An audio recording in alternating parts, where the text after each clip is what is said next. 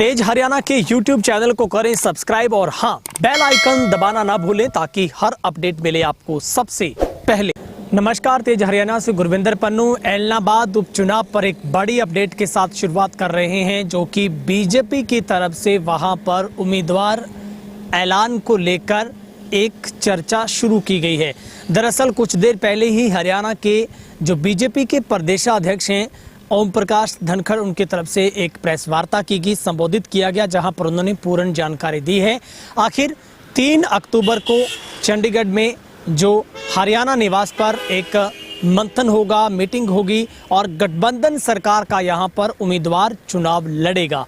हालांकि उन्होंने सीधे तौर पर तो संकेत नहीं दिए, मगर इस बात का उत्तर उन्होंने जब बार बार पत्रकारों ने ये सवाल किया कि क्या एलनाबाद उपचुनाव में चेहरा बीजेपी पार्टी से होगा या गठबंधन से होगा, तो उन्होंने साफ किया कि मेरी बात से आप मतलब समझ सकते हैं, जिसका अब सियासी गलियारों में ये अब उसका मतलब निकाला जा रहा है कि एलनाबाद उपचुनाव में बीजेपी अपना चेहरा वहां पर उतारेगी, यानी गठबंधन में ये फैसला होगा और जेजेपी यहां पर कम इंटरेस्टेड लग रही है, लेकिन उससे ज़्यादा बीजेपी यहां पर अपना चेहरा उतार सकती है। सीधे तौर पर अब उन्होंने कहा है कि हरियाणा निवास पर बीजेपी की बैठक होगी, उसमें विचार किया जाएगा और ये 3 अक्टूबर को जो मीटिंग होगी है वहीं पर गठबंधन यहाँ पर चुनाव लड़ेगा, जो तय होगा वो यहाँ पर भिड़ेगा।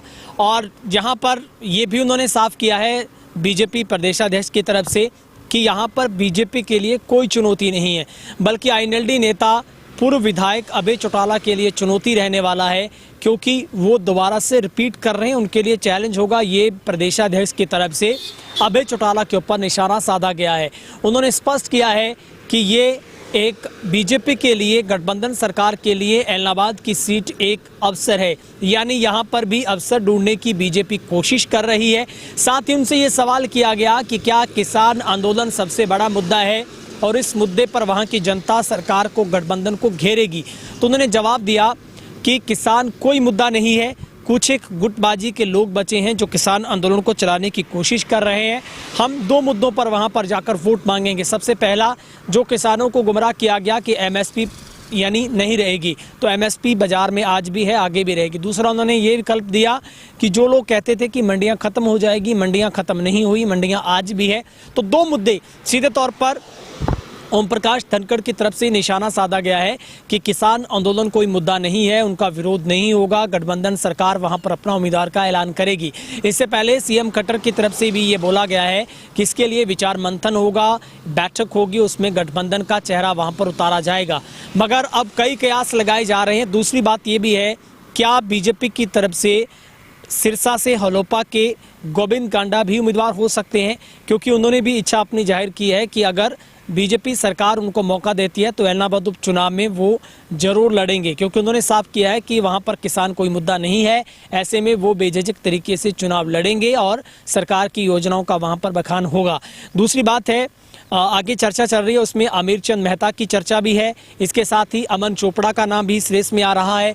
अगर परिवार से टिकट दिया जाता है बीजेपी की तरफ से, तो फिर पारिवारिक तौर पर, क्योंकि ताऊ देवीलाल का गढ़ माना जाता है एलनाबाद को, तो आदित्य चौटाला को वहां पर उतारा जा सकता है। लेकिन अब इन नामों पर कोई भी स्थिति क्लियर नहीं हो पाई है। खैर, ये 3 तारीख को अक्टूबर को जब मीटिंग होगी, वहीं पर कांग्रेस की तरफ से भी मीटिंग दिल्ली में बुलाई गई है, जहां पर चर्चा होगी, क्योंकि कांग्रेस में भी कई चेहरे शामिल हो सकते हैं, ऐसे कई नाम सामने आ रहे हैं।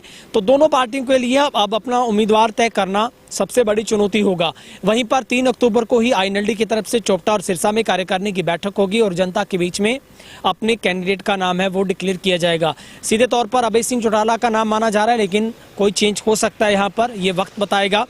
लेकिन सीधे तौर पर अब बीजेपी के लिए इस इनेलो के जो हमेशा से गढ़ रहा है, क्योंकि 12 चुनाव में सीधे तौर पर आईएनएलडी के प्रत्याशियों ने यहाँ से जीत दर्ज की है और इससे पहले 3 मरतबा अभय सिंह चौटाला यहाँ से जीत चुके हैं।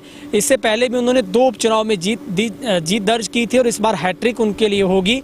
और ऐसे में किसान आंदोलन का कितना इम्पैक्ट पड़ेगा ये भी वक्त बताएगा और निश्चित तौर पर बीजेपी और जेजेपी अपना चेहरा किसे बनाती है।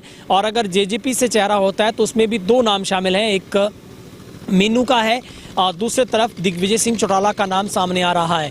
लेकिन जिस तरीके से ओम प्रकाश धनखड़ ने जो संकेत दिए हैं उसके तौर पर यही नज़र आ रहा है कि बीजेपी का यहाँ पर चेहरा हो सकता है।